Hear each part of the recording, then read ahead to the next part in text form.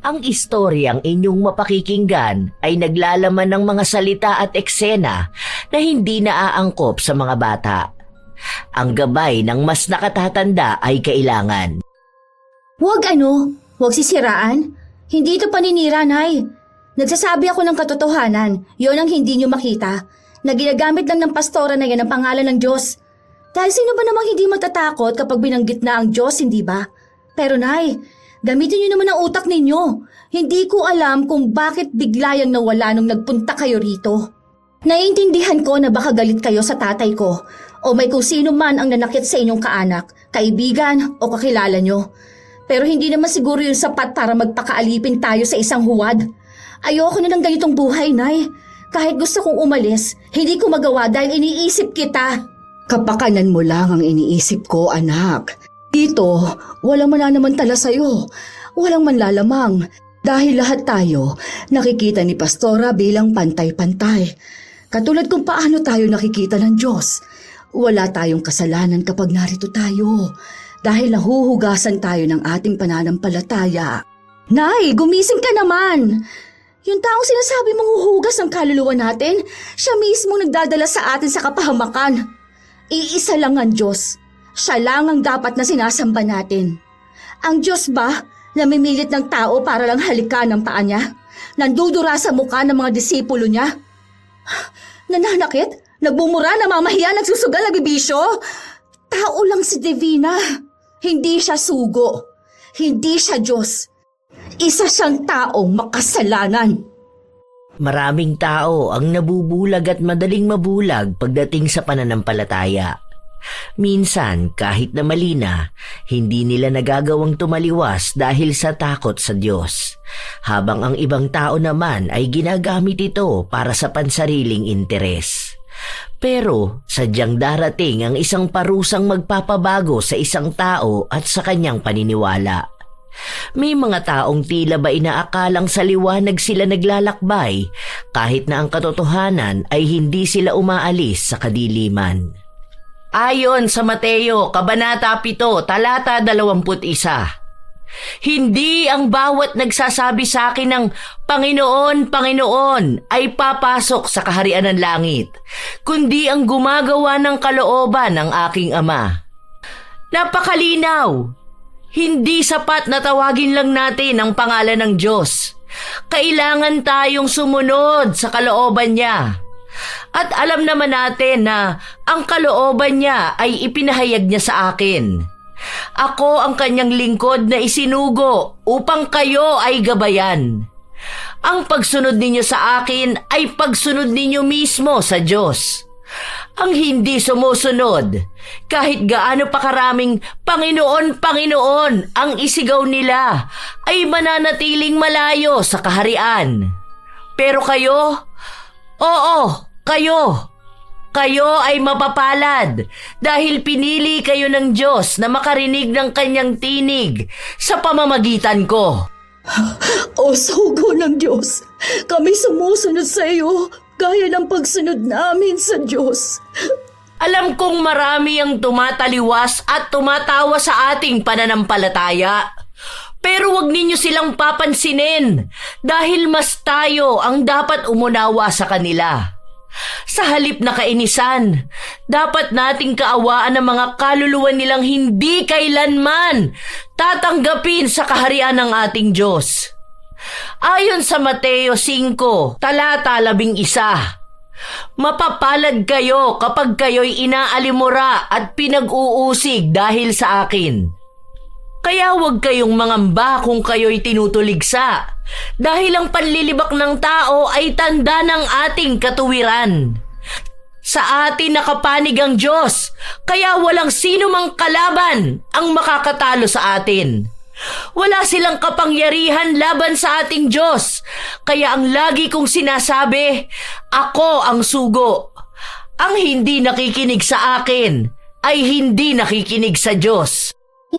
O sugo ng Diyos, kami sumasamba sa iyo gaya ng pagsamba namin sa Diyos. Habang ang lahat ng kababaihan ay umiiyak, nakatitig lamang sa kanila ang dalagang si Angelica.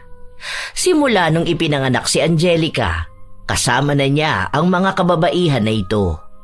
Nakatira sila sa isang maliit at payak na komunidad kung saan lahat sila ay mga babae. Hindi niya bilang kung ilan silang nakatira dahil may mga umaalis at may mga nananatili. Ang mga umaalis, yun ang tinuturing nilang itinakwil ng Diyos. At oras na umalis sila ay hindi na sila kailanman makakabalik. Sila madalas ang tumataliwas sa utos ni Divina, ang tinagurian nilang sugo ng Diyos. Nang matapos ang pangaral ng kanilang Diyos-Diyosan, ay unti-unting lumapit ang mga kababaihan upang halikan ang palad ng pastora. Sinasamba ko ang Diyos. Sinasamba kita, aming sugo. Sa pagsamba mo sa akin ay minamahal ka ng Diyos. Kaawaan mong kaluluwa ko, aming sugo. Tanggapin mo ang basbas ko, aking anak. Hindi maintindihan ng dalaga kung bakit baliw na baliw ang mga tao sa huwad na Diyos, kung maaari naman nilang sambahin ang tunay. Pero hindi niya magawang sumalungat dahil deboto ang kanyang ina. Hindi kaya ni Edith na mawalay sa sugo dahil iniisip niya ang pangako ng Diyos na makukuha sila kapag dumating na ito. Sa komunidad nila, wala sa kanila ang nakakahawak ng pera. May paaralan para sa mga bata pero hindi lahat ay itinuturo. Dapat lang ay marunong silang magbasa at magsulat. At madalas ay palaging tungkol lang kay Divina. Ang pagkain nila ay ibinibigay sa kanila. Pantay-pantay silang lahat. Walang mayaman, walang mahirap. Napakapayapa sana, pero para kay Angelica, ito'y nakakabahala. Dahil nakatira sila malayo sa syudad na hindi pa abot ng pagbabago. Sa mga panahon din na yun, wala pang teknolohiya. Iisa lang ang nakakagamit sa kanila at ito ang kanilang sugo. Iniiwas din naman sila ni Divina dahil sinasabi sa kanila na ang pakikihalubilo sa iba ay bagay na kasuklam-suklam sa mata ng Diyos. Dahil lahat sila ay takot sa Diyos, kaya takot din sila sa mga salita ng kanilang sugo. Nang makauwi na sa bahay ang mag-ina, agad ding nagbihis si Edith dahil pupunta siya sa bahay ng pastora na pinagsisilbihan niya. Anak, kaya mo naman na rito, ano? Pupunta na ako sa bahay ng sugo. Maglilinis pa ako doon. Ay, Nay, bakit kaya hindi na lang tayo umalis dito? Maghanap na lang tayo ng magandang trabaho sa ibang bayan. Ano ba yung pinagsasasabi mo? Magdasal ka at nasasakop ng demonyo yung utak mo. Gusto mo pang makisali sa magulo nilang buhay?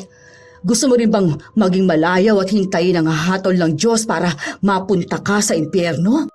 Nay, hindi niyo po ba nakikita na itong lugar na to mismo ang impyerno? Hindi ito langit. Hindi ito ang kaharian na binuo ng Diyos. Mabaging! Ay, Diyos ko! Bigyan mo po ng kalinawan ng kaisipan ng anak ko. Sugo, Panginoon naming Divina, kaawaan mo ang aking anak. Nay, hindi Panginoon si Divina. Tao lang din siyang katulad natin. Hindi siya sugo. Anak, utang na loob, magdasal ka palagi. Huwag mong kontrahin ang sugo ng Diyos. Siyang magliligtas sa atin. Mahal na mahal niya tayo. Siyang nagligtas sa akin. Hindi ba sinabi ko na yun sa'yo?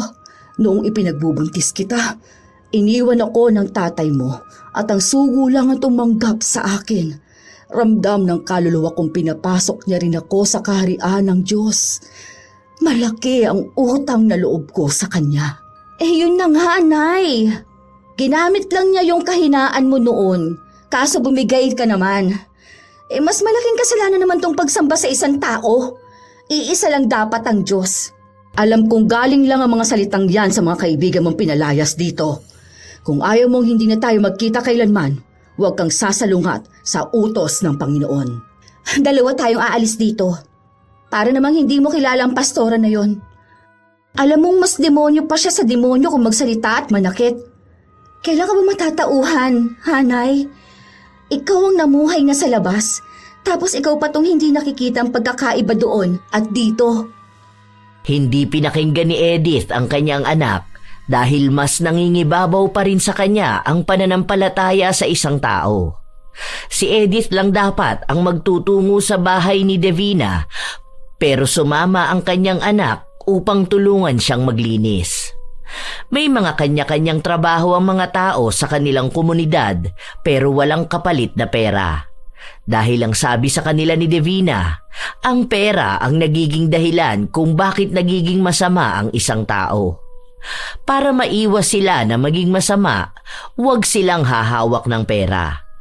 Hanggat may nakakain sila ay mabubuhay sila. Isa pa, hindi naman sila mamamatay lang ng basta dahil nasa piling sila ng Diyos. Nang makarating ang mag-ina sa bahay ay naroon na ang pastora. Bakit ngayon ka lang dumating, inutil ka? Kanina ka pa dapat nakapaglinis ng bahay ko, di ba? Pasensya na po kayo, Pastora. Napatagal po ang usapan namin ng anak ko. Bilisan mo na maglinis! Ayoko may makikita akong alikabok, ha? Yung banyo, is-isin mo maigi. Ikaw, ikuha mo ako na maiinom. Gusto ko yung malamig, ha? Huwag kang tatanga-tanga dyan. Baka mamaya hindi mo pa alam kung ano ang malamig. Boba! Opo. Ano na? Bakit kukupad-kupad pa kayo? Ha? Tama na po, Pastora. Huwag niyo po akong bugbukin. Tama lang yan bilang parusa. Sa susunod, magtatanda na yan na dapat pag uwi ko ng bahay, malinis na. At ayoko ng tanga, ng mabagal. Bilisan nyo na! Baka kung ano pang gawin ko sa punyetang matanda na yan! Patawarin ninyo ako. Hindi na po ba uulit? Patawad. Humahalik ang ina ni Angelica sa paa ng pastora habang paulit-ulit siyang humihingi ng tawad. Bagay na hindi kayang tiisin ng dalaga. Pero base sa kanyang mga kaibigan na pinalayas, hindi siya pwedeng basta lang kokontra at lalaban kay Divina kung gusto niya pang makasama ang ina. Dahil kapag nagalit ang pastora, tiyak na palalayasin siya nito. Walang ibang maniniwala sa kanya dahil bulag ang lahat sa paniniwalang maililigtas sila kapag sinamba nila si Divina. Sobrang sama ng loob ng dalaga. Hindi niya alam kung kanino. Sa ina, sa pastora, sa Diyos o sa sarili niya. Habang nagpapatuloy ang araw-araw na paninilbihan ng mag-ina sa bahay ng pastora, ganun din naman ang hirap ni Edith sa pananakit sa kanya ni Divina. Kapag naiinis ito o bigla na lang nagagalit, sa kanya ibinubuntong ang lahat. Bigla na lang sisipain si Edith o kaya ay sasampalin. Gustong gumanti ng dalaga pero palagi siyang pinipigilan ng ina. Malaking kaparusahan daw mula sa langit ang mangyayari kapag gumanti siya. Hanggang sa isang araw, inutusan ni Divina ang dalaga na magtrabaho sa labas para kolektahin ang mga gulay. Hapon na siya nang makabalik sa bahay ng pastora at nagulat siya nang makita ang ina na kumakain. Naya na yan. Huwag niyo naman kainin yan. Para namang wala tayong pagkain sa bahay. Hindi ka ba nandidiri dyan? Tingnan mo nga parang ganito yung pinapakain sa baboy. Anak, pagkain pa rin yan. Ang pagkain ay kaloob ng Diyos, kaya hindi dapat sinasayang. Kaloob ng Diyos, pero hindi ibig sabihin na kainin mo yung hindi na dapat kinakain. Nay, ano ba naman kayo? Para namang hindi ninyo ginagamit ang isip nyo. Lahat kayo mga baliw na sa pastora na yan. Hindi ka man lang ba naaawa sa sarili mo? Tingnan mo nga, ang dami mong pasa sa katawan mo. May bago ka na naman sa ulo mo. Hinampas ka ba o inuntog? Kasalanan ko naman, anak. Maliit na parusa lamang ito sa pagkakamali ko. Lambing lang ng Diyos. Aba, grabe namang lambing yan. Dudugo ang ulo. Nakalimutan ko kasing labahan yung damit ni Pastora. May pangaral kasi mamaya. Gagamitin niya yun. Kaya yun, nung nagalit ko siya, hinampas niya sa akin yung tabla. Tabla? Ang sakit nun, Nay. Tapos malamang ikaw pang lumuhod sa kanya at humingi ng tawad, ano? Humalik ka na naman sa paa na pinapanipa niya sa'yo. Ganun talaga dapat, anak. Bilang pinapakita ko na totoong humihingi ako ng kapatawaran, dapat malaman mo yun. Dahil kapag pinatawad ang kasalanan natin, hindi tayo mapupunta sa impyerno.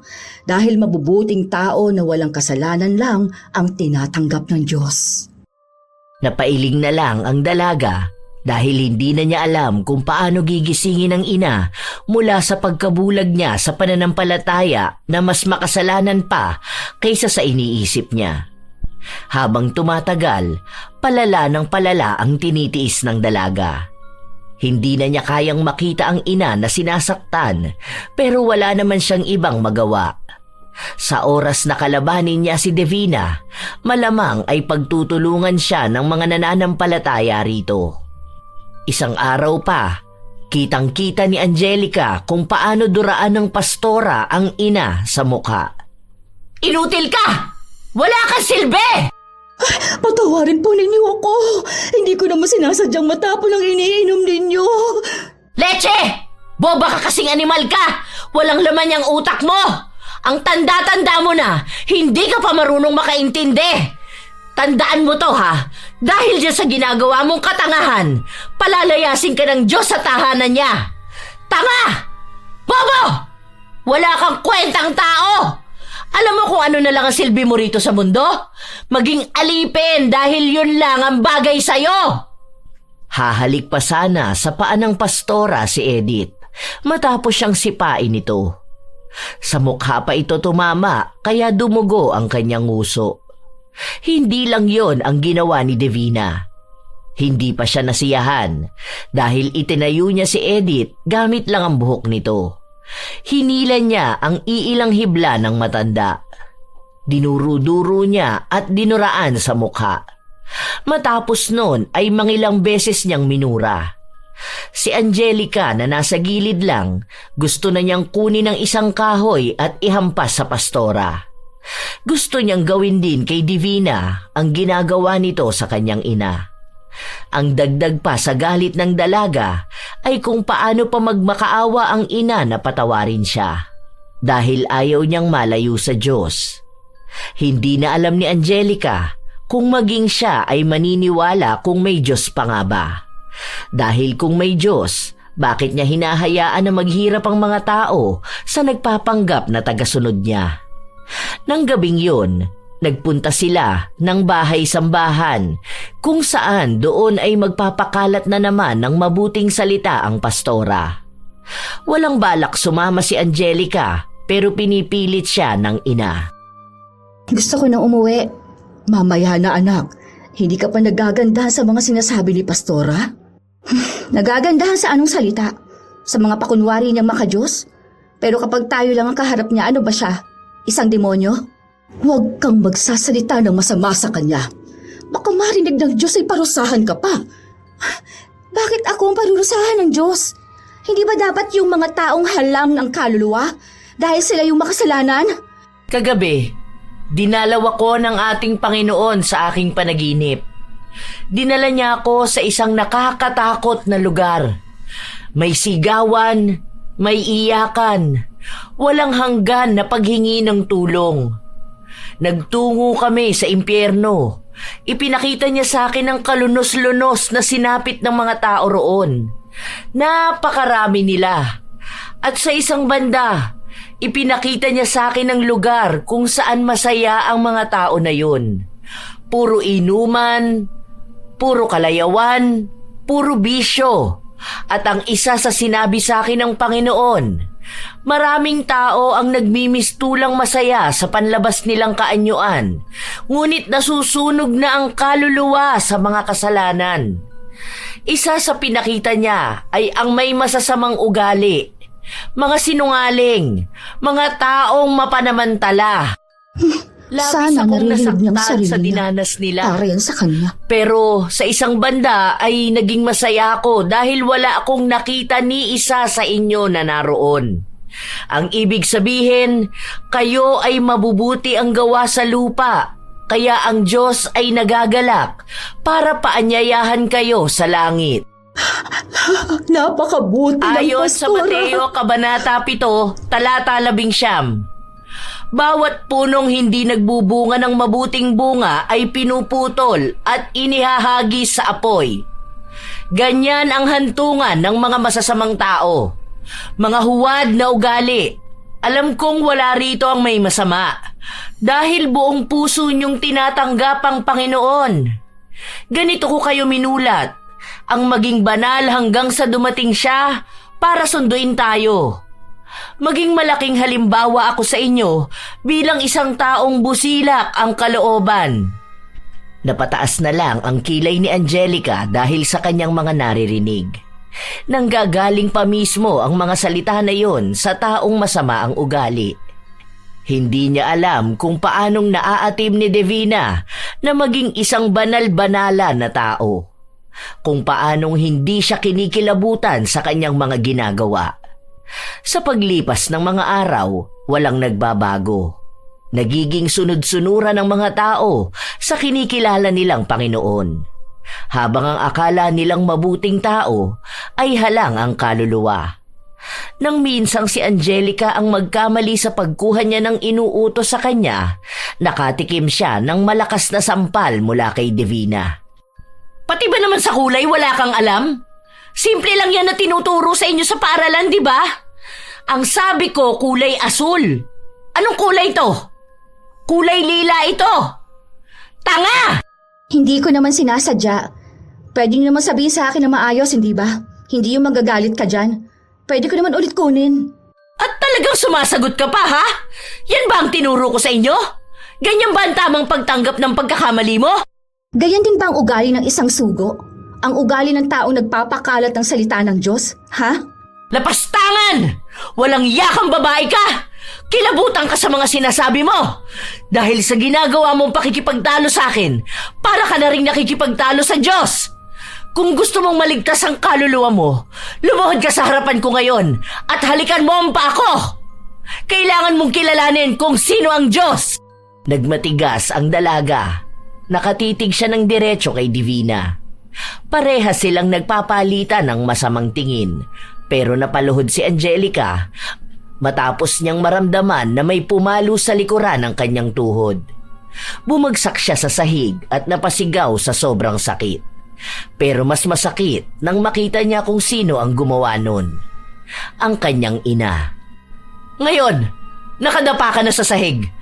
Halikan mo na ang pa ako para makaya pa kitang patawarin. Dahil sa oras na hindi ko yun gawin, mapupunta sa impyerno ang kaluluwa mo. Sige na anak, gawin mo na. Para din naman to sa'yo. Para sa kaluluwa mo at sa buhay na walang hanggan. Nagmatigas ang dalaga pero mismong ina na niya ang nagngudngud sa kanya sa paa ng pastora. Naiiyak si Angelica dahil sa galit. Hindi niya alam kung anong klaseng buhay ang meron siya. Minsan, kinakausap niya ang Diyos at siya na mismo ang nagtatanong kung bakit naisilang pa siya kung sa ganoong buhay lang din naman siya mapupunta. Wala siyang makuhang kasagutan at ang isa sa ipinagtataka niya ay kung bakit may mga tao pa ring umaanib sa kanilang grupo. Nasa malayang lugar na ang mga tao. Bakit papasok sila sa impyernong nagbabalat kayo na kaharian ng Diyos? Nakatulala lang ang dalaga. Hindi pa rin siya masyadong makalakad, dulot na rin ng malakas na hampas sa kanya ng ina. Aalis na ako anak. May pagkain ka naman na dyan. Maninilbihan pa ako kay Pastora. May mga bisita siyang darating ngayon kaya magluluto ako ng masarap na pagkain para sa kanila. Bakit kaya nagpunta pa yung mga yan dito? Hindi naman sila magiging masaya. Mas masaya ang buhay sa labas. Hindi mo pa nasusubukan kung gaano kalala ang karahasan at kademonyohan ng mga tao. Dahil dito, mabubuti ang lahat. Kaya akala mo ay mas masaya doon. Ang mga nagsasaya sa labas, sila yung sinasabi ni Pastora na sinusunog sa impyerno ang kaluluwa. Kaya nga masaya ako nung napunta ko rito dahil mas payapa. Pero sinasabi mo na nandun ang mga kamag-anak mo. Mas maraming taong makakahalubilo. Ayoko rito, umalis na tayo, Nay. May mga kamag-anak ka pa naman siguro sa labas, hindi ba? Sa Maynila. Pwede naman tayo doon. Mas magulo ang buhay sa Maynila. Maraming masasamang tao at ayoko mapalayo sa ating pastora. Malapit na ang pagwawakas ng mundo, anak. Kaya nga dapat pag-igihan nating pananampalataya para sa kaluluwa natin. Tingnan mo nga, yung iba galing pa sa syudad at dumayo rito. Iniwan nila kahit pamilya nila, kahit yung pera nila, mga ari-arian, dahil wala namang mas hihigit pang yaman sa kung ano ang mayroon sa atin. Mas mayaman tayo sa kanilang lahat dahil nasa atin ang basbas ng Diyos. Hindi na nakipagtalo pa si Angelica sa kanyang ina. Naririnig niya pa lang ang mga paliwanag nito. Alam na niyang hindi basta magbabago ang paniniwala ni Edith. Alam ng dalaga ang ginagawa ng ibang taong nagiging kaanib sa kanilang samahan. Ang iba sa kanila, ibinebenta ang mga ari-arian at ang pera ay inaalay kay Divina bilang basbas daw ng masaganang pamumuhay. Yun ang bagay na kailanman hindi maiintindihan ng dalaga. Pero kahit naman anong gawin niya, wala rin namang makikinig sa kanya. Isusumpa lang siya ng mga tao kapag tumaliwas siya sa kanilang paniniwala. Nang gabing yun, umuwi si Edith na may paso sa kanyang braso. Namumula pa yun at halatang bago pa lang. Nay, anong nangyari sa'yo? Bakit na naman yan? Nagkamali kasi ako kanina. Tapos nagalit ko si Pastora, kaya inihagis niya sa akin yung mainit na sabaw. Pero huwag ka mag-alala dahil napatawad naman na niya ako. Napatawad? Ikaw pa talaga ang humingi ng tawad sa hayop na yon? Sa demonyo na yon? Huwag mong pagsasalitaan ng ganyan si Pastora. Huwag mo siyang sisiraan. Huwag ano? Huwag sisiraan? Hindi ito paninira, Nay. Nagsasabi ako ng katotohanan. Yon ang hindi niyo makita. Na ginagamit lang ng pastora na yan ang pangalan ng Diyos. Dahil sino nga ba naman ang hindi matatakot kapag binanggit na ang Diyos, di ba? Pero Nay, gamitin niyo naman ang utak niyo. Hindi ko alam kung bakit bigla yang nawala nung nagpunta kayo rito. Naiintindihan ko na baka galit kayo sa tatay ko o may kung sino man ang nanakit sa inyong kaanak, kaibigan o kakilala nyo. Pero hindi naman siguro yung sapat para magpakaalipin tayo sa isang huwad. Ayoko na ng ganitong buhay, Nay. Kahit gusto kong umalis, hindi ko magawa dahil iniisip kita. Kapakanan mo lang ang iniisip ko, anak. Dito, walang mananamantala sa'yo. Walang manlalamang dahil lahat tayo nakikita ni Pastora bilang pantay-pantay. Katulad kung paano tayo nakikita ng Diyos. Wala tayong kasalanan kapag narito tayo. Dahil nahuhugasan tayo ng ating pananampalataya. Nay, gumising ka naman! Yung taong sinasabi mong uhugas ng kaluluwa natin, siya mismo ang nagdadala sa atin sa kapahamakan. Iisa lang ang Diyos. Siya lang ang dapat na sinasamba natin. Ang Diyos ba, namimilit ng tao para lang halikan ang paa niya? Nandudura sa mukha ng mga disipulo niya? Nananakit, nagbumura, namamahiya, nagsusugal, nagbibisyo? Tao lang si Divina. Hindi siya sugo. Hindi siya Diyos. Isa siyang taong makasalanan. Isa nga siyang tao, pero nasa loob niya ang banal na espiritu. Tingin mo ba'y marami ang aanib sa atin kung hindi yun totoo? Basta, tanggapin mo sa sarili mo ang Diyos. Matatanggap mong nasa tamang kamay tayo, anak. Naiyak na lang ang dalaga. Ang dami niyang gustong sabihin pero hindi niya magawa. Sa katunayan, malaya naman siyang umalis pero hindi niya yon gagawin nang hindi kasama ang ina. Paano niya iiwan si Edith kung nakikita niya kung paano ito saktan ng pastorang pinagsisilbihan? Para makaalis sila ng ina, dapat niyang maipakita kay Edith ang pagkakamali niyang manampalataya sa huwad na Diyos. Hindi susuko ang dalaga dahil alam niyang magagawa niya rin ito. Balang araw, titira sila malayo sa impyernong ito habang nakikihalubilo sila sa iba't ibang tao. Sa paglipas ng mga araw, nang gumaling na ang dalaga, bumalik na naman siya sa iba't ibang trabaho. Ang mga kasamahan nilang lumabas para magpalaganap ng salita ng Diyos ay bumalik na kasama ang ilan pang kababaihan na isinuko na rin ang buhay nila sa huwad na pastora. May mga bata, matatanda, dalaga at meron pang bitbit ang kanyang sanggol. Ngayon pa lang, kaaawaan ko ng kaluluwa niyo. Hindi kayo lumayo sa impyerno dahil kayo mismo ang lumapit. Nakipag-usap ang dalaga sa mga bagong dating. Tinanong niya kung ano ang buhay na meron sila. Ang matanda, nagsabi na mag-isa lang siyang nakatira sa bahay nila dahil malayo ang kanyang mga anak. Ibinenta niya raw ang bahay para maging alay kay pastora. Dahil matanda na siya, nais niyang mas mapalapit sa Diyos at ang pagsapi lang sa kanila ang tanging paraan. Ang babae namang may kasamang anak, abusado raw ang kanyang asawa at para makalayo ay mas pinili niyang mamuhay na lang ng tahimik kasama ang Diyos. Noong narinig niya raw kasi ang magandang balita tungkol sa pangkat ng mga kababaihan ay naengganyo siyang sumama. Marahil daw ay Diyos na ang tumawag sa kanya. Maraming nalaman ang dalaga, lalo na sa mga teknolohiyang umuusbong. Nakita ko yung ganun kay Pastora. Yung may pinipindot na numero tapos may nakakausap siya, di ba? Sumagot ang babae na tama siya. Pero piling tao lang daw ang may kakayahan magkaroon nun dahil napakamahal. Para daw itong telegrama pero mas madali ang magiging komunikasyon. Naging interesado ang dalaga sa iba pang impormasyon pero hindi niya masyadong maintindihan ang sinasabi nila. Dahil simula nang ipinanganak siya, hindi siya nakakalayo sa kanilang tinitirhan. Nakakalabas siya pero hindi siya sumasama pumunta sa ibang bayan. Dahil sa pag-usbong ng kagustuhan niyang malaman ang tunay na mundo, nakiusap siya sa pastora na sumama sa mga kababaihang nagpapakalat ng mabuting balita ng Diyos. Kahit na isang beses lang. Paano ko malalaman na tunay kang nananampalataya? Ang mga disipulo ko, ramdam kong tunay ang pagmamahal nila sa Diyos. Matagal na ako rito. Hindi pa ba yun sapat? Dito na ako ipinanganak. Kung alam mo ang patakaran ko, bakit hindi mo pa gawin? Napalunok ang dalaga. Puno ng galit ang kanyang mga mata, pero kailangan niyang gawin ang bagay na kinasusuklaman niya para lang makuha ang loob ni Divina.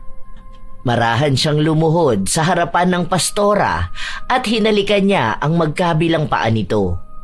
Nagdasal din siya na para bang si Divina ang sinasamba niya. Nanghingilabot siya sa kanyang ginawa at inisip na napakamakasalanan niyang tao para magkaroon ng ibang Diyos. Nakasama ang dalaga lumabas. Meron silang isang sasakyan kung saan naroon silang 7 kababaihan. Malayo ang nilakbay nila dahil ang tinitirhan nila ay nasa Tagong Bukirin. Nang nasa kabilang bayan na ang dalaga, doon niya nakitang magulo nga. Pero doon niya rin naramdaman ang tunay na buhay. May mga kalalakihan. Dahil walang lalaki sa pangkat nila, bibihira lang talaga siyang makakita nito. Maliban na lang sa mga bisita ni Divina. Ang daming gamit, ang ingay, ang daming usapan na hindi niya maunawaan. Habang naglalakad siya, nakita niya ang isang matandang lalaki na nakikinig sa isang radyo. Tungkol po ba saan ang pananampalataya sa Diyos ang pinapakinggan ninyo? Nilakasan ng matanda ang radyo para mas marinig niya. Doon ay sinabi ng pari na ang isa sa mabigat na kasalanan sa mundo ay ang pagsamba sa Diyos-Diyosan at huwag silang yuyukuran at paglilingkuran.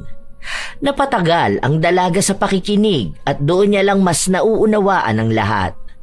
Maraming bagay ang tinatago sa kanila ni Divina. Isa na roon ang pagkakaroon ng maganda at tamang pag-aaral dahil ang itinuturo lang sa kanila ay masyadong limitado. Takot si Divina sa matalino dahil maaaring ito ang magiging mabigat niyang kalaban. Wala kasi akong ganyan sa bahay. Ang ganda sana makinig. Ibinigay sa kanya ng matanda ang isa pang radyo. Mas maliit lang ito. Madali lang maitatago ng dalaga. Tinuruan na lang siya kung paano yun pagaganahin. Nang makabalik sila sa lugar nila, kakaunti lang ang kababaihan na naanyaya nila dahil ang iba ay deboto rin ng iba't ibang relihiyon. May mga taong kumukutya sa kanila. Sinasabihan silang mga baliw at tagasunod lang sa kulto.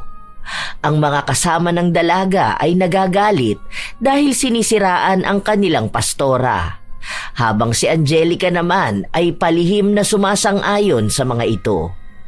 Hindi na ulit sumama ang dalaga sa paglabas dahil muli siyang nanilbihan kay Divina. Nakatitig ang dalaga sa pastora habang nasa harapan nito at nagsasalita. Noong panahon ni Abraham, ang lunsod ng Sodoma at Gomora ay lubhang napakasama. Dahil dito, ipinadala ng Diyos ang 2 anghel upang iligtas ang pamangkin ni Abraham na si Lot at ang kanyang pamilya. Sinabi sa kanila ng anghel, "Tumakas kayo at huwag ninyong lingunin ang inyong likuran. Huwag din kayong titigil saan man sa kapatagan. Tumakas kayo sa bundok upang hindi kayo mamatay." Kaya't nagmadali si Lot, ang kanyang asawa at 2 anak na babae palabas ng lungsod. Habang sila'y tumatakas, ibinuhos ng Diyos ang apoy at asupre mula sa langit upang tupukin ang Sodoma at Gomora. Ngunit ang asawa ni Lot ay lumingon sa likod, kahit ipinagbawal ng Diyos. Dahil sa kanyang pagsuway, agad siyang naging haliging asin. Nauunawaan niyo ba ang ibig sabihin nito? Na ang sino mang susuway sa utos ng Diyos ay mapapahamak at kailanman ay hindi maililigtas. Ito ang palaging sinasabi ko sa inyo. Kapag ako ay inyong sinuway, matutulad kayo sa asawa ni Lot. Magiging haliging walang buhay, walang saysay, itinakwil ng Diyos. Napakabuti ng Diyos. Napakabuti ng pastora. Huwag kayong lilingon sa kasalanan dahil sa oras na gawin ninyo yon ay magagalit ang banal na espiritu. Kapag sumuway sa utos ko, tiyak na makakamtan ninyo ang walang hanggang kaparusahan. Narinig mo ba yun, anak? Gusto kitang makasama sa kaharian ng Diyos, kaya huwag kang tataliwa sa utos ng ating pastora. Iisa lang ang Diyos ko, Nay. Yon ay ang tunay. Namulat na ako. Kaya kayo ang dapat na mamulat. Dahil ang katotohanan, matagal ang itinatago ng huwad na sugo.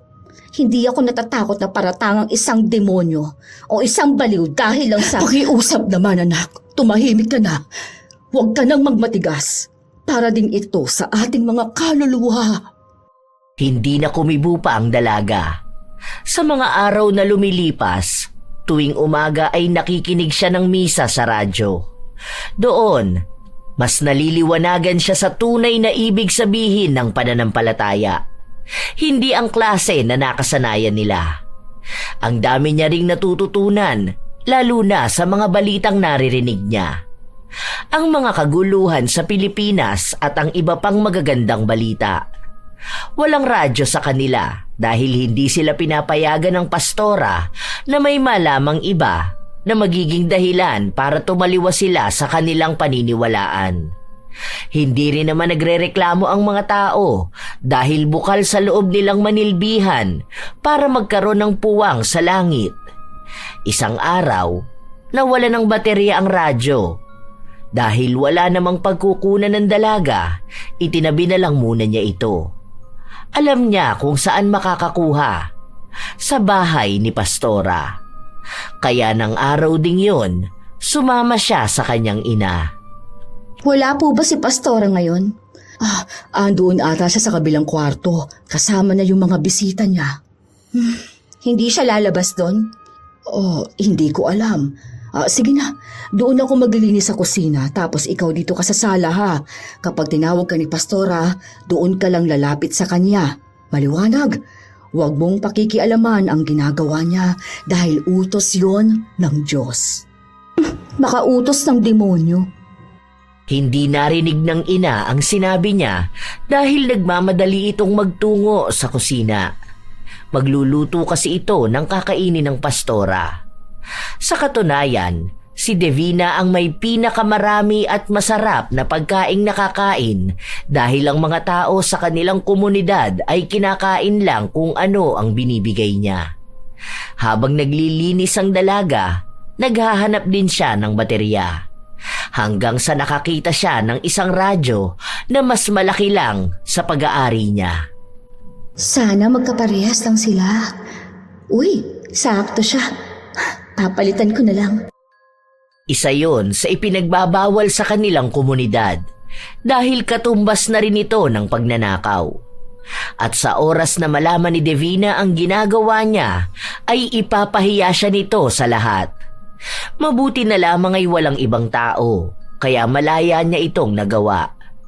Ilang sandali pa, nakarinig siya ng tila ba may halinghingan sa loob ng isang kwarto kung saan naroon ang pastora. Sa pagtataka ng dalaga, lumapit siya upang pakinggan. Bakit may lalaki sa loob? Hindi lang ata isa. Utos ba yun ng Diyos sa kanya? Baka sasabihin na naman ito na may lalaking anghel na pinadala ang langit para sa kanya. May katagalan bago natapos ang halinghingan at nag-aabang lang ang dalaga na lumabas sila sa loob ng kwarto. Ilang sandali pa, nakita niya nga si Pastora na lumabas kasama ang dalawang kalalakihan. Halata ang panghihina ni Pastora, kaya nagpakuha siya ng tubig na maiinom. Ito na po. Paluto na po ang pagkain. Hinihintay na lang daw pong kumulo para makakain na rin po kayo. Para kayong nagugutom dahil nanghihina kayo eh. Nanghihina talaga ako dahil malakas ang banal na espiritu. Mabuti po kinaya niyong lakas ng mga espiritu. Tunay nga pong sinugo kayo ng Diyos. Nangaasar ka ba? Po? Hindi po.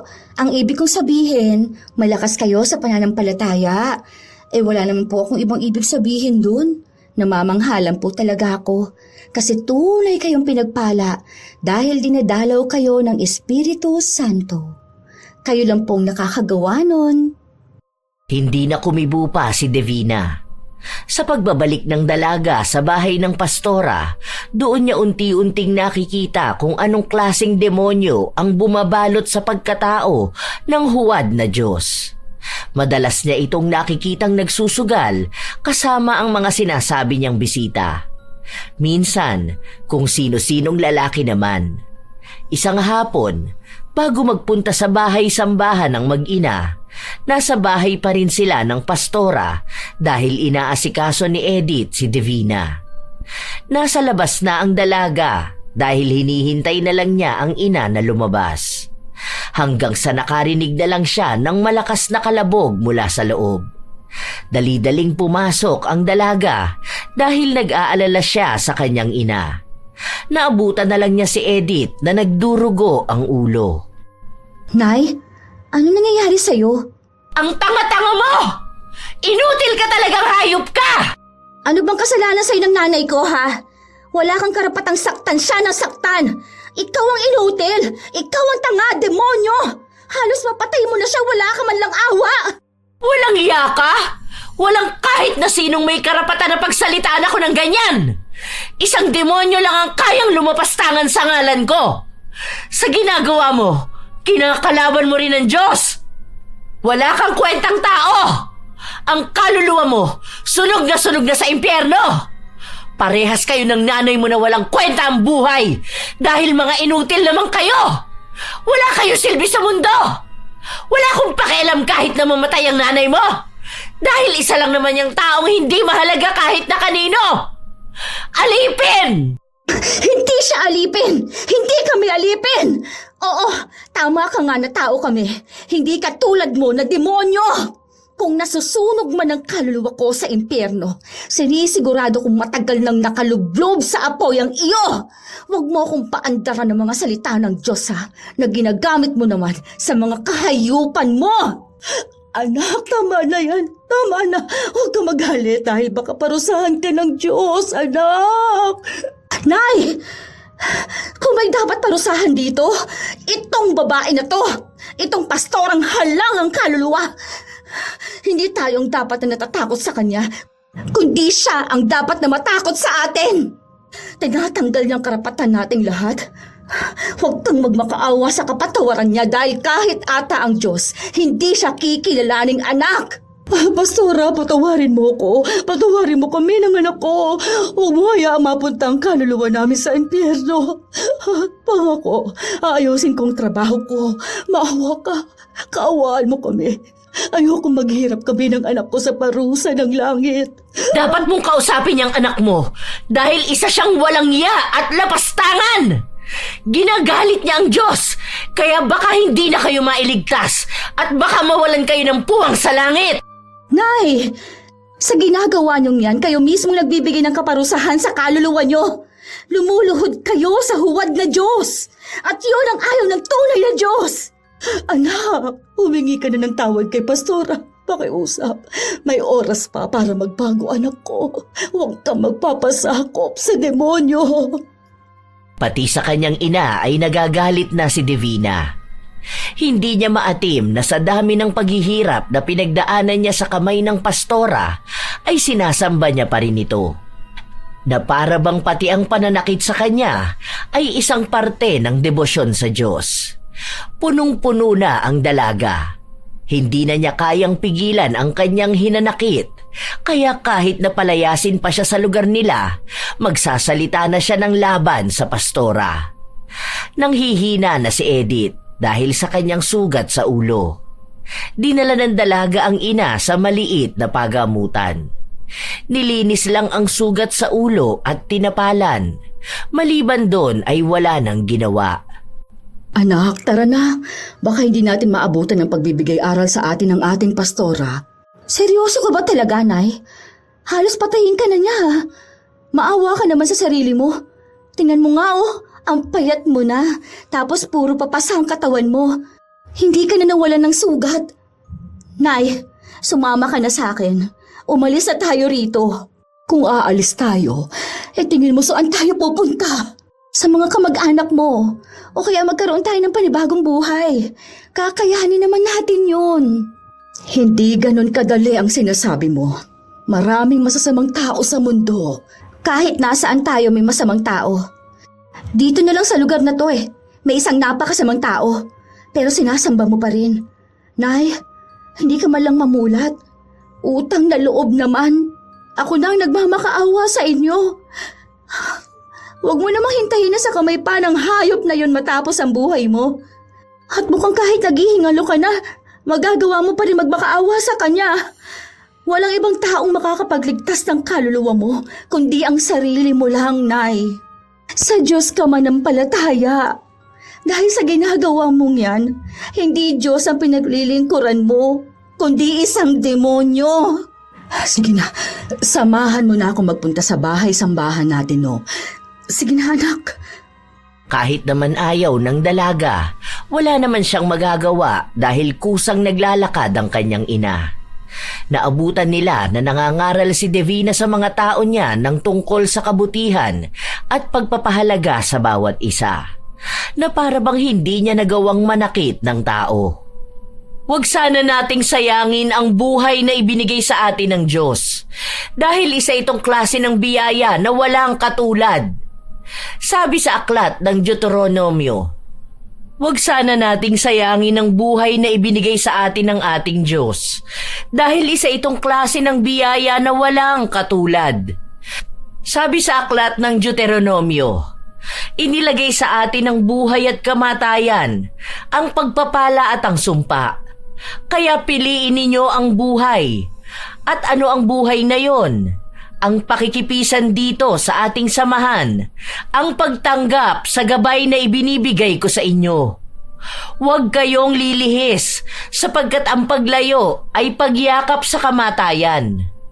Ang tunay na pagpapahalaga sa buhay ay ang pagsunod, ang pagbigay ninyo ng inyong lakas, ng inyong oras at ng inyong buong sarili sa gawaing ito.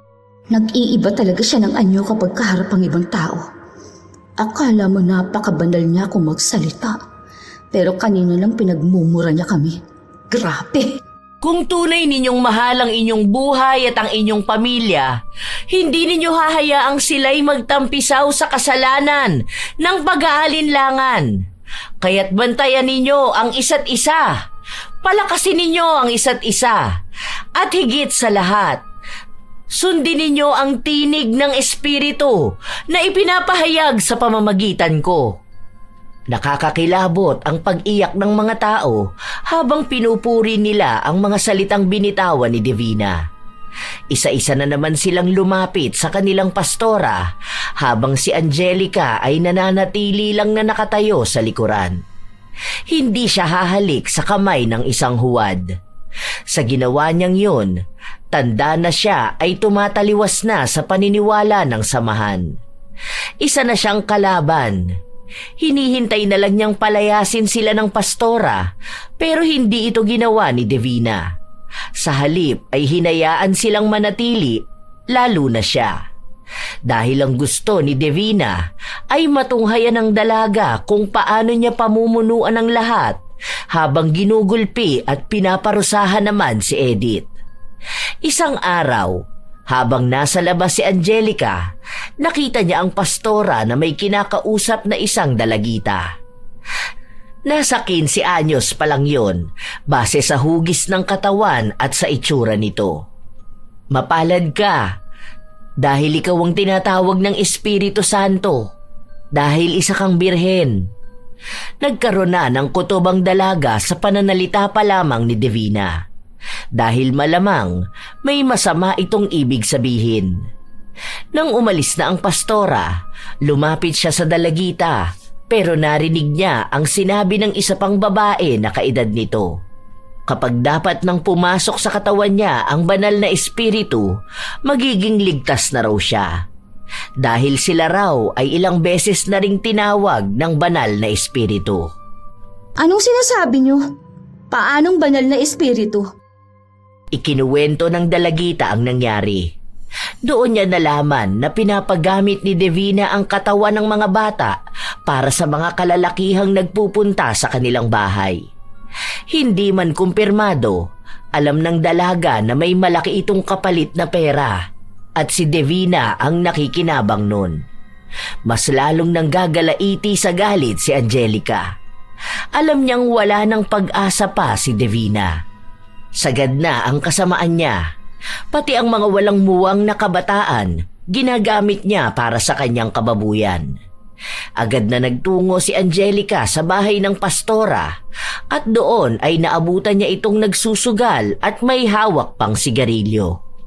Ay, tangina naman oh! Hindi mo inaayos ang balasa! Mauubos agad ang pera ko niyan eh! Hindi pa darating yung bayad sa akin dahil sa susunod na linggo pa naman kukuha ng babae si Fernando. Papipiliin ko siya kung sinong gusto niya. Lahat naman yun birhen. Pasugod na sana ang dalaga sa kanila, pero pinigilan siya ng kanyang ina. Hinila siya nito palayo. Ano na namang ginagawa mo, anak? Huwag mo namang ipahiya ang ating pastora sa harapan ng mga bisita ng Diyos. Bisita ng Diyos? Ganon magpadala ng bisita ang Diyos? O baka ang Panginoon niyang dyablo? Nay, kitang-kita mo na, bulag-bulagan ka pa. Nagsusugal siya. Diba, nung bata pa ako, ang sabi mo sa akin na yung tatay ko sobrang makasalanang tao dahil sugarol siya? Dahil nagbibisyo siya? Pero anong ginagawa niyang sugo na sinasabi mo? Gawain ng tatay ko ang gawain niya. Kung masama ang tatay ko, ibig sabihin lang, masama rin ang pastora ninyo. Magkaiba yon, anak. Si pastora ay may utos mula sa Diyos. Parang ginagawa niya lang yan bilang gantimpala sa paglilingkod niya. Alam mo rin ba yung ginagawa niya sa mga kababaihan? Para yun sa kaluluwa ng bawat isa, anak ko. Katulad ni Maria na napili ng banal na espiritu. Nay, tama na ang pagtanggol niyo sa kanya at pag-isip ng mga dahilan para lang may walang bahala yung kademonyohan niya. Nay, kaya ka nasasabihang tanga at bobo eh. Dahil ganyan ka. Iba si Maria sa mga kababaihan dito. Iba ang banal na espiritu sa mga kalalakihang nagbabayad para mang demonyo. Kilabutan kayo. Ayoko na. Hindi ko na ito matitiis. Aalis na ako rito. Kung hindi ka sasama, walang problema. Piliin mong sikmurain at paglingkuran ng huwad na Diyos. Kung ikaw, kaya mong mabulag sa pangako ng buhay na walang hanggan sa piling ng Diyos, pues ako hindi. Husto na. Hindi na to tama. Pero sa pagbalik ko, sinisigurado kong masisira atong samahan na to. Matitigil ang kademonyohan ng sinasamba ninyong Diyos-Diyosan. Noong una, talagang desidido na ang dalaga na umalis. Dahil nais na niyang makalaya sa samahan na sinisira lang sila. Pero nang umuwi ang kanyang ina galing sa bahay ng pastora, inaapoy ito ng lagnat. Halos manginig na ang laman. Dahil sa pag-aalala ng dalaga, itinakbo niya ang ina sa pagamutan. Dahil wala naman silang ibang kagamitan, tanging gamot lang ang ibinigay kay Edith. Bukas maaga pa ako kay Pastora. Sana gumaling na ako. Sana pagalingin ako ng himala ng ating sugo. Puro ka pastora, Nay. Talagang gusto mong mamatay sa piling niya, no? Oo naman. Kung mamamatay naman akong naglilingkod sa Panginoon, mas matutuwa pa ang langit sa akin. Kung sa tunay na Panginoon sana, baka kamuhian ka pa ng langit dahil sa kasalanan na ginawa mo rito Sa kasalanan ng pagsunod mo sa isang tao na ginagamit lang din ng Diyos. Ay, huwag na tayo magtalo. Wala rin naman tong patutunguhan Sige, Nanay. Magpahinga ka na. Magluluto na ako ng makakain mo. Hindi ako aalis bukas hanggat hindi ka pa gumagaling. Kapag maayos ka na, aalis na tayo rito. Kahit na nanginginig na si Edith, patuloy pa rin siyang nagdarasal. Hindi sa Diyos kundi sa pastora. Humihingi siya ng tawad sa mga kasalanang nagawa niya. Walang tulog ang dalaga sa kakaasikaso sa ina dahil mas naging mainit pa ang katawan nito. Ginagamot niya rin kasi ang sugat nito. Awang-awa si Angelica sa ina kung sana lamang ay may mas maayos na pasilidad para sa mga may sakit. Pero wala nun sa lugar nila. Dahil sinasabi nila na ang Diyos naman ang kasama nila, kaya ang Diyos din ang magpapagaling sa kanila. Kung ang lumpong araw ay napalakad ng Diyos, kaya niya ring magpagaling ng sino mang may sakit. Basta nananampalataya lamang, lalong-lalo na sa pastora. Habang nakikinig ng radyo ang dalaga, napunta siya sa isang diskusyonan tungkol sa mga mangkukulam at mambabarang o iba pang gawa ng itim na kapangyarihan. Naririnig na ito ng dalaga, lalo na noong bata pa siya. Minsan kasi bago siya matulog, kinukwento ng kanyang ina ang iba't ibang nakakatakot na nangyayari at sasabayan nun ang pagpasok ng kabutihan ni Pastora para daw maipakita ang pagkakaiba ng liwanag at ng kadiliman. Para sa araw na yon, doon lang naging interesado ang dalaga. Gusto niyang subukan. Ilang sandali pa habang nakikinig siya, biglang may kumatok sa bahay nila. Hindi pwede si Nanay, may sakit siya. Hindi nga niya magawang bumangon ngayon. Sige, sabihin mo, ako na lang ang maninilbihan sa banal niyong pastora. Aasikasuhin ko lang muna ang nanay ko. Nang mapainom na ng gamot ng dalaga ang kanyang ina, nagtungo na siya sa bahay ng kanilang pastora. Pagpasok pa lang niya ng pinto, hinilan na siya nito sa buhok. Bakit ang tagal mo? Bitiwan niyo muna ako! Nagugutom na ako! May sakit ang nanay ko, kaya inasikaso ko muna siya. Ginagaba na ang nanay mo dahil may demonyo siyang anak! Bilisan mo! Nagugutom na ako! Gusto sanang gantihan ng dalaga ang pastora, pero may iba pa siyang planong gawin. Nang siya na lang ang mag-isang kasama ng pastora, doon niya mas naunawaan ang paghihirap ng kanyang ina. Kung ano-ano na lang ang pinapagawa sa kanya ng pastora. Pati paghuhugas nito kapag dumudumi siya ay ginagawa rin ng dalaga. Ang sabi ni Divina, yun din ang utos ng Diyos na kailangan nilang sundin. Dahil sagrado ang kanyang katawan, dapat itong pangalagaan. Pero sa isip ng dalaga, kalokohan lang ang lahat. Naniniwala ang dalaga sa Diyos, pero kailanman hindi siya nag-utos ng iba't ibang klase ng panlalamang sa kapwa. Nakakuha ng magagamit sa pagpapabarang si Angelica matapos niyang gupitan ng kuko sa paa ang pastora. Ang iisipin na lang niya ay kung paano siya makakalabas at paano niya maibibigay sa mambabarang ang mga kuko. Sa mga araw na lumipas, hindi pa rin gumagaling si Edith. Hindi siya makatayo sa kanyang higaan. Ano bang nangyayari sa'yo, Nay? Wala naman yatang epekto itong mga gamot na iniinom mo eh. Dapat siguro ilabas na kita rito. Hindi anak. Dahil magiging mas makasalanan tayo kapag umalis tayo rito. Sino nang magliligtas ng kaluluwa natin? Hindi tayo pwedeng malayo kay Pastora. Mas natatakot ka pang mawala kay Pastora kaysa mawala sa akin, ano? Mas mahal mo pang babae na yon kaysa sa sarili mong anak. Mahal kita, anak. Pero ayon sa Biblia, dapat mas mahal ang Diyos. Buti sana kung Diyos nga ang mahal ninyo. Kaso tao rin naman yun, Nay. Mas makasalanan pa sa lahat. Nasa kanya ng lahat ng klase ng kasalanan, Nay. Hindi lang sapat ang kamatayan bilang kaparusahan sa kanya. Dapat may mas higit pa. Yung unti-unti siyang pahihirapan sa mga kademonyohan niya. At akong magbibigay nun sa kanya. Kakalabanin niya ang kadiliman na sinasamba niya.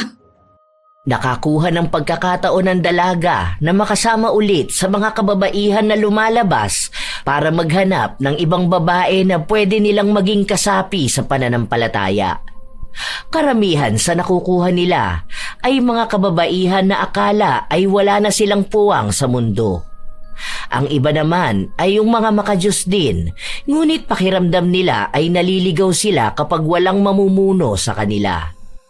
Habang abala ang mga kasamahan ng dalaga na magpakalap ng magandang balita sa iba't ibang bahagi ng bayan, si Angelica naman ay naghahanap ng taong makakatulong sa kanya. Nagtatanong siya kung may kakilala ba ang iba na mambabarang.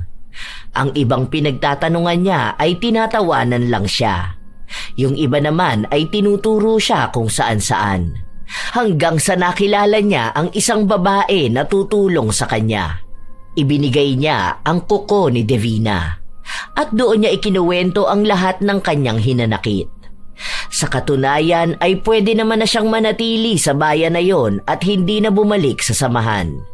Pero hindi maatim ng dalaga na iwan na lamang ng ganoon ang ina. Dahil baka ilibing lang ito ng buhay ni Divina. Nang makabalik sila, wala si Edith sa kanilang bahay. Iisa lang naman ang alam ng dalaga na pupuntahan ng ina. At tama nga siya. Kahit na nanghihina ito, naglilinis pa rin siya at naninilbihan sa pastora. Magpapatiwakal ka ba, Nay? Alam niyong mahina ka pa pero nandito ka na naman. Ano yan? May paso na naman kayo sa braso niyo?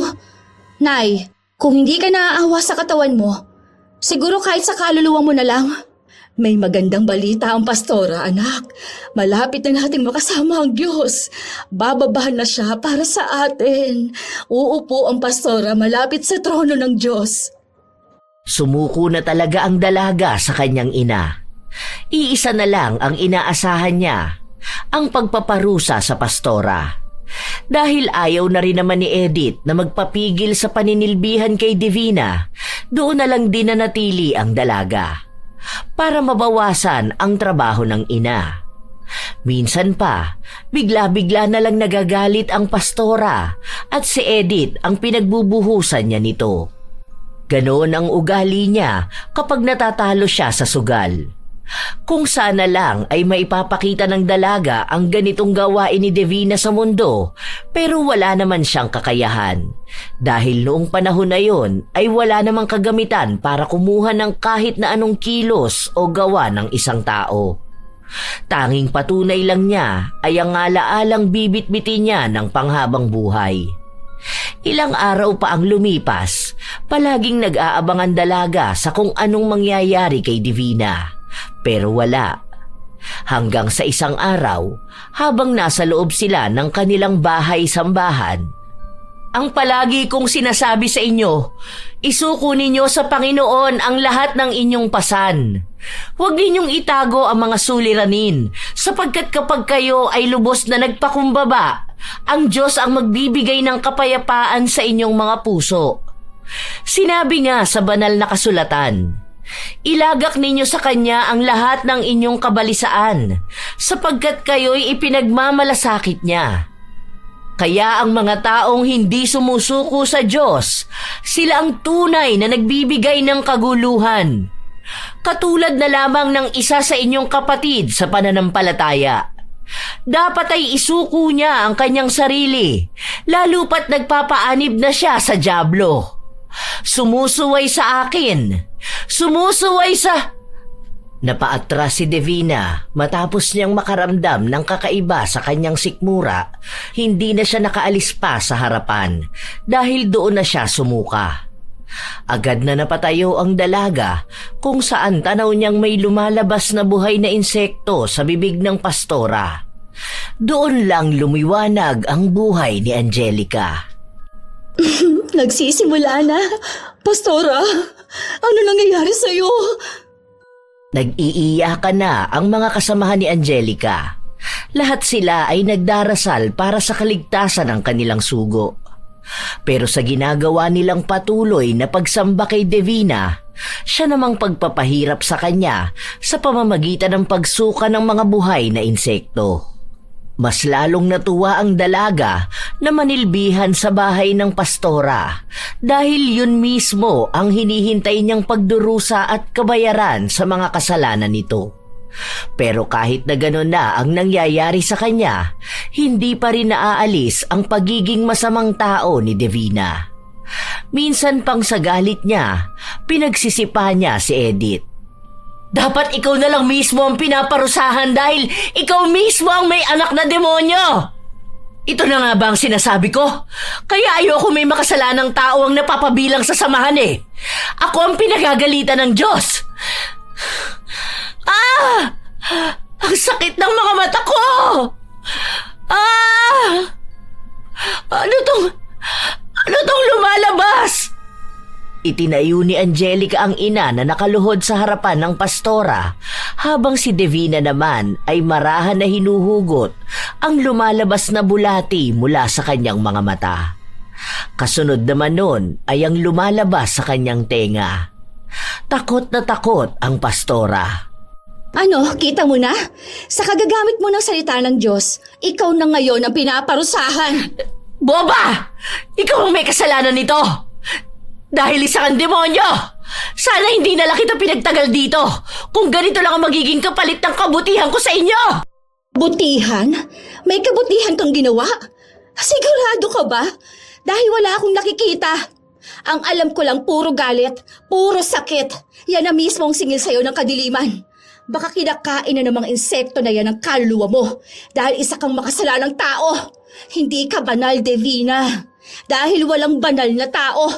Kung totoong sugo ka ng Diyos, bakit hindi mo hilingin na bumaba ang banal na espiritu para pagalingin ka? Ha? Kilabutan ka sa mga sinasabi mo. Pinagbabayaran ko ang kasalanan mo. Kasalanan mo, hindi sa akin. Tama lang yan. Ang sarap palang makitang nagdurusa ng malala ang isang katulad mo. Sana ganyan ka na lang ng panghabang buhay para hindi ka na makapanloloko ng mga taong gusto lang naman mapalapit sa Diyos. Malahalantad din sa lahat ang kasalanan mo.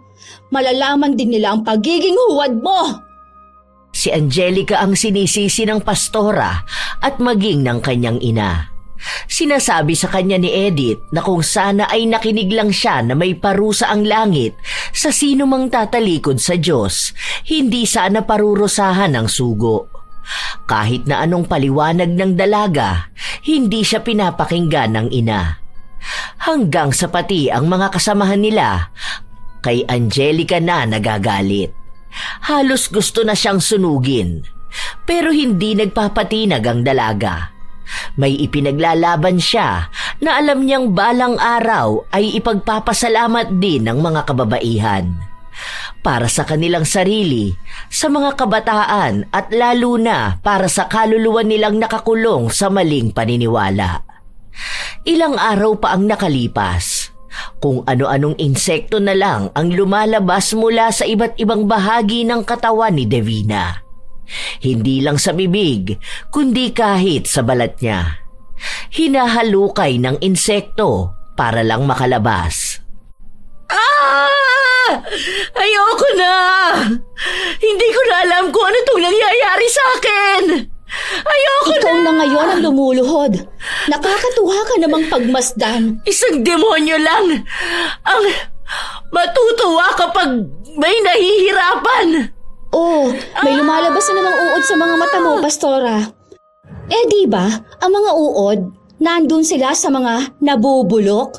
Oh, ibig sabihin talagang nabubulok na ang kaloob-looban mo. Totoo nga. Wala ka bang magiging halimbawa dyan na nakasulat sa Biblia? Baka alam mo kung anong parusa yan. Sa totoo lang, hindi pa yan sapat. Kulang pa yan. Gusto kitang bawian ng sakit, katulad kung paano mo sipain ang nanay ko. Gusto rin kitang duraan sa muka, pero hindi ko na yun gagawin. Dahil hanggat nagdurusa ka sa kaparusahan na yan, nandito lang ako at panonoorin kitang mabulok habang nabubuhay ka. Sa oras na gumaling ako, sisiguraduhin ko sa'yo na mananagot ka sa Diyos. Oh, sumusuka ka na naman. Ay, ano yan? Alupihan? Oy, nakakatakot. Nakakakilabot, hindi ba? Hindi mo ba napapansin na sa tuwing babanggitin mo ang pangalan ng Diyos, bigla na lang nangyayari yan sa'yo? Siguro isa lang ang ibig sabihin nun. Kinasusuklawan din ng Diyos ang pagtawag mo sa Kanya. Hindi na nakapagsalita pa si Davina. Dahil muli siyang nasuka, sa pagkakataon na yon, mas marami. Mas masakit. May insekto pang kumukutkot sa kanyang likuran at pinupunit ang kanyang balat.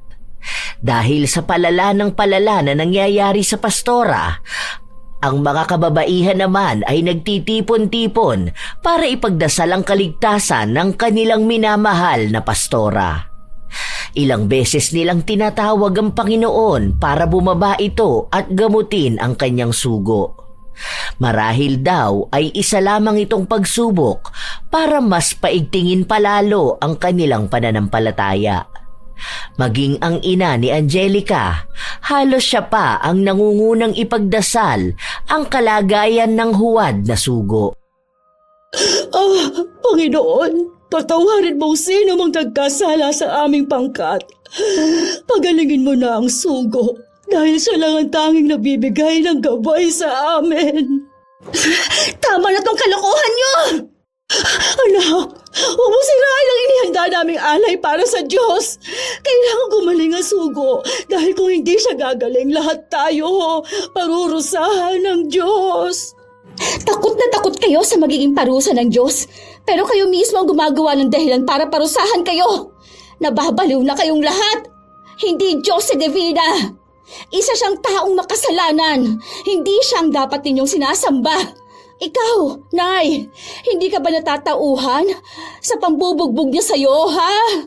Yang sakit na nararamdaman mo, hindi pa ba yan sapat na ebidensya?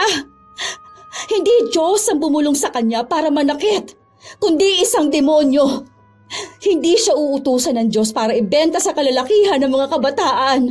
Kailanman hindi mag-uutos ang Diyos na makipagtalik siya sa dalawang lalaki. Huwag kayong maging bulag. Sa ginagawa niyong yan, hindi kayo sa Diyos sumasamba, kundi nagiging panatiko kayo ng isang taong ginagamit lang ang pangalan ng Diyos para manakot at makapanlamang. Tigilan niyo na ang pagiging tanga! Umapila ang ilang mga kababaihan. Inaasahan na yon ng dalaga dahil kalaban ng lahat ang katotohanan. Wala akong pakialam kahit nasabihan ninyo akong makasalanan. Anak ng Diablo! Dahil lahat tayo pare-pareho lang. Kayo, sumasamba sa mismong demonyo. Iniiyakan, hinahalikan, niluluhuran ng demonyo. Kung totoong mahal kayo ng pastora ninyo, hindi niya ipagkakait sa inyo ang mundo. Ang Diyos ang gumawa ng mundo, ang gumawa ng tao. Lahat ng natatanaw ng mga mata ninyo at maging ang hindi, lahat yon gawa ng Diyos. Pero ipinagkait niya ba yon sa mga tao? Ha? Hindi naman, di ba? Pero ang Diyos-Diyosan nyo, ipinagkakait yon sa ating lahat. Hindi siyang nagpapakain sa atin dahil pinaghihirapan natin ang kinakain natin. Hindi siya ang bumubuhay sa atin, kundi tayo ang bumubuhay sa Kanya. Kung wala tayo, wala ang pastora ninyo. Pero kung wala ang Diyos, wala tayo. Kaya ganyan kayo mag-isip dahil nilason niya ang utak ninyo. Dinadala niya kayo sa magandang salita ng Diyos dahil lahat ng taong makakarinig ng pangalan niya, malamang matatakot. Sino ba namang hindi gugustuhin mapunta sa langit? Hindi ba? Pero itong ginagawa niyo, ito mismo ang magdadala sa inyo sa impyerno. Ni hindi niyo malang napansin na hindi tinuturuan ng maayos sa mga bata. Ni wala tayong alam, di ba? Dahil ayaw tayo maging matalino ng pastora ninyo. Gusto niyang manatili tayo mga mangmang. Dahil kapag nagkaroon tayo ng kaalaman, makikita natin kung ano ang mali. Kaming mga tumataliwas sa paniniwala ninyo, hindi kami ang kalaban. Dahil ang kalaban ninyo ay ang mga sarili ninyo mismo, ang paniniwala nyo. Kahit na ang dami ng sinabi ng dalaga, wala pa rin siyang napala. Gusto siyang saktan ng mga kababaihan at kung ano-anong ipinaparatang sa kanya. Sinabihan pa siyang ipinadala ng demonyo para guluhin ang mga tao. Para daw makakolekta ng mga kaluluwa na dadalhin sa impyerno. Wala nang pag-asa ang mga taong dilat ng mga matang nagbubulag-bulagan sa katotohanan. Sana, balang araw, mapalaya ninyong inyong mga kaluluwa. Dahil itong ginagawa nyo, ito mismo ang magiging dahilan para magdusa kayo. Sambahin niyo ang tao para kamuhian kayo ng Diyos. Hindi na naghintay pa ng tugon ang dalaga. Agad na rin siyang umalis sa lupon ng mga kababaihan na nagdarasal para sa kaligtasan ng kanilang pastora. Sa paglipas ng mga araw, nanatiling buhay si Divina pero nanghihina na ang kanyang katawan. May mga nag-aalaga sa kanya at isa na roon si Edith na hindi talaga mapilit ng anak na umalis. May balak na ang dalagang magpakalayo-layo at sinukuan na niya ang ina. Alam niya na kahit kailan, hindi na magbabago ang paniniwala ng mga tao. Kahit nasa harapan na nila ang katotohanan, mas pipiliin pa rin nila ang mali dahil lang sa takot silang tumaliwas sa nakasanayan na. Bago umalis ang dalaga, pinuntahan niya ang pastora. Nakahiga ito sa magandang kama kung saan may mga kababaihan na nakaluhod at nagdarasal sa kanya. Ginawa na nga talaga siyang Diyos ng mga ito. Pero ang hindi alam ng dalaga, may iilan din sa mga kasamahan nila ang nagising sa mga sinabi niya. At ang mga yon ang kusang umalis. Pero sadyang may naiiwan para ipakita ang lubos nilang pananampalataya sa makasalanang tao. Kahit na nakikita ko na kung anong kahahantungan mo, hindi pa rin sapat para mawala ang galit ko. Dahil ang demonyo hindi nawawala ng galit. Ang lakas pa rin ng loob mong maniwala na ikaw ay isang Diyos. Kung nakikita mo lang sanang itsura mo ngayon, nakakadiri ka. Yang mga nakakatakot na insekto, parte na yan ng buhay at pagkatao mo. Unti-unti nang lalamunin ang laman mo dahil matagal ka nang walang kaluluwa. Dahil ang kaluluwa mo, nasa impyerno na. Kinukutsa talaga ang anak ng Diyos. Noon, si Jesus, pinapako siya dahil ang akala nila... Manahimik ka na! Hindi sapat yung sampal ko sa'yo dahil gusto pa kitang saktan. Pero ayoko nang madungisan palalo itong mga kamay ko. Ipauubaya ko na lang sa Diyos ang gaba na matatanggap mo. Hayaan mo, ipagdarasal kita na humaba pang buhay mo para mas lalo kang mahirapan. Kahit sumigaw ka sa sakit, Walang awa na ibababa ang langit dahil ang isang huwad na Diyos kailanman hindi kikilalanin ng kabanalan. Galit na galit si Divina pero wala siyang lakas. Muli na naman kasi siyang nasuka at kasabay nun ay ang paglabas ng mga bulati sa kanyang tenga at mga mata. Sumisigaw ng awa ang pastora pero wala siyang narinig na tugon mula sa langit. Dahil desidido na ang dalaga na umalis, muli niyang kinausap ang kanyang ina. Nay, hindi ka talaga sasama sa akin. Pwede pa tayo magsimula ng bagong buhay. Hindi pa naman huli ang lahat. Dito lang ako sa piling ng sugo dahil gusto kong kasama siya kapag dumating na ang Diyos. Mag-iingat ka na lang sa magulong mundo na gusto mong lakbayin. Naluluha ang dalaga sa desisyon ng ina. Hindi niya pa rin napilit ang ina kahit na magmakaawa na siya. Nilamon na ng pagiging masugid niyang tagasunod sa huwad na sugo. Kaya kahit na mabigat sa kalooban ng dalaga, umalis siyang mag-isa. Mahirap ang naging buhay para kay Angelica, pero mas masaya naman yon dahil mas nararamdaman niya ang ibig sabihin ng buhay. Namasukan siya kung saan-saan. May mga taong mababait, meron namang mga hindi. Iba-ibang tao ang nakakahalubilo niya at nakakasama. Pero yon ang mga pagsubok na nagpapatatag sa kanya, maging sa kanyang pananampalataya sa tunay na Diyos. Nagsumikap si Angelica hanggang sa lumipas na ang mga taon, nagkaroon siya ng asawa at mga anak.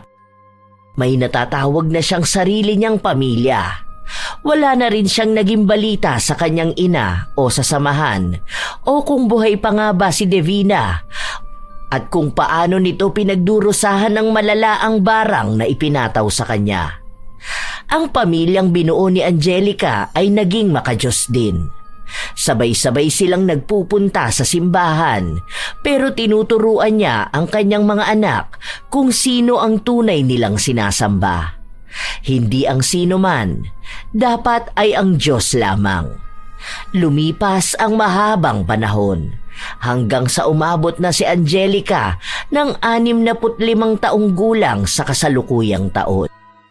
Na kahit hanggang ngayon, alam nating may mga tao pa ring nagiging panatiko sa isang taong kinikilala nilang sugo ng Diyos. Totoo, may mga tunay na sugo na pinili upang ipahayag ang mabuting balita. Pero hindi na maikakaila na may mga taong masasama na ginagamit ang pangalan ng Diyos upang manakot at maghari-harian. Lahat tayo kilala ang Diyos, bagamat iba-iba ang ating paniniwala tungkol sa Kanya. Ano man ang ating relihiyon, iisa lamang ang katotohanan. Tayo ay nilikha niya. Kaya't ang dapat nating tatandaan, huwag tayong sasamba sa isang tao lamang na nagpapakilala bilang sugo. Sapagkat ang tunay na sugo ay magdadala sa atin sa Diyos. Hindi aariin ang sarili bilang siya. Ang huwad na sugo ay naglalagay ng sarili sa trono. Ngunit ang tunay ay nagtuturo palapit sa trono ng Diyos. Sinabi yon ni Angelica sa harapan ng mga kabataan. Nais niyang maamulat ang mga ito sa kung sino ba ang tunay nilang pananampalatayaan. Sa katunayan, tama naman si Angelica na hanggang sa panahong kasalukuyan, may mga tao pa ring ipinipilit ang kanilang sarili na tawaging sugo ng Diyos. Ngunit hindi upang akayin ang mga tao sa katuwiran, kundi upang dalhin sila sa pinakamalalim na kadiliman. Ang kanilang mga salita ay matatamis na parang pulot, ngunit ang laman ay lason. Ang layunin nila ay hindi ang kaligtasan ng iba, kundi ang sariling kapangyarihan, kayamanan at kasiyahan. Wala silang pakialam kung may kaluluwang magdurusa Dahil alam nila na sa oras na sambitin lamang nila ang pangalan ng Diyos, marami ang luluhod, susunod at susuko, kahit bulag, kahit walang tanong. At sinabi nga ni Jesus, mag-ingat kayo sa mga bulaang propeta na lumalapit sa inyo na may anyong tupa. Datapwat sa loob ay may lobong maninila. Kaya't anuman ang ginagawa ng mga huwad na sugo, tandaan natin, lahat ng gawain ay may karampatang parusa. Hindi man agad makita sa lupa, tiyak ang magiging hatol ng Diyos. Sapagkat walang lihim na hindi mabubunyag at walang kasamaan na hindi sisingilin sa tamang panahon. Kaya't mag-ingat, huwag sumamba sa tao, huwag padadala sa matatamis na salita. Sa halip, kumapit sa katotohanan ng Diyos sapagkat siya lamang ang tunay na daan, katotohanan at buhay. Iba-iba naman talaga ang ating mga paniniwala, mga apo. Batid ko na may ibang hindi naniniwala sa relihiyon at may iba namang ito ang tanging kinakapitan. Sana, sa bawat pagkakaiba ng paniniwala, magkaroon pa rin ng respeto sa bawat isa. At lalong wag maging bulag kung tunay namang naaabuso na ang pagiging makadiyos. Sana ay may aral kayong napulot sa ating bagong kwento ngayon. Ibahagi nyo naman ang inyong opinyon at nais ko itong mabasa.